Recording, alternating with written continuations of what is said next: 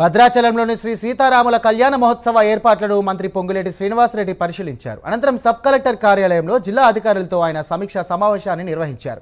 ఈ ఏడాది సీతారాముల కళ్యాణానికి అధిక సంఖ్యలో భక్తులు వచ్చే అవకాశం ఉందని తెలియజేశారు. ఇక భక్తులంతా శ్రీరామచంద్రస్వామి వారిని దర్శించుకొని సురక్షితంగా ఇంటికి చేరేలా అన్ని ఏర్పాట్లు చేయాలని ఆయన అధికారులకు సూచించారు. ఇక మాడవీధులకు సంబంధించి అభివృద్ధి పనులను ముఖ్యమంత్రి రేవంత్ రెడ్డి శ్రీరామనవమి రోజున ప్రారంభించే అవకాశం ఉందని ఆయన ఈ సందర్భంగా తెలియజేశారు.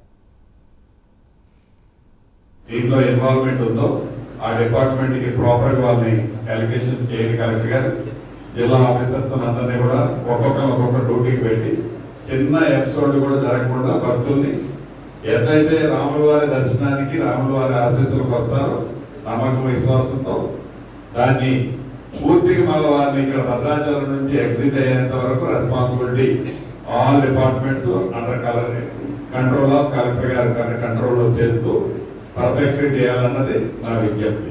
కాబట్టి టైం ఈజ్ వెరీ షార్ట్. దీన్ని దృష్టిలో పెట్టుకొని అరేంజ్మెంట్స్ విషయంలో ఎక్కడ ఇబ్బంది పడద్దు. నాకు తెలిసి ఈ కపుల్ ఆఫ్ 2-3 days లోనే అది పేమెంట్ ఇచ్చేసి దాన్ని అక్విజిషన్ చేయడం జరుగుతుంది. గౌరవ ముఖ్యమంత్రి గారి చేతుల మీదుగా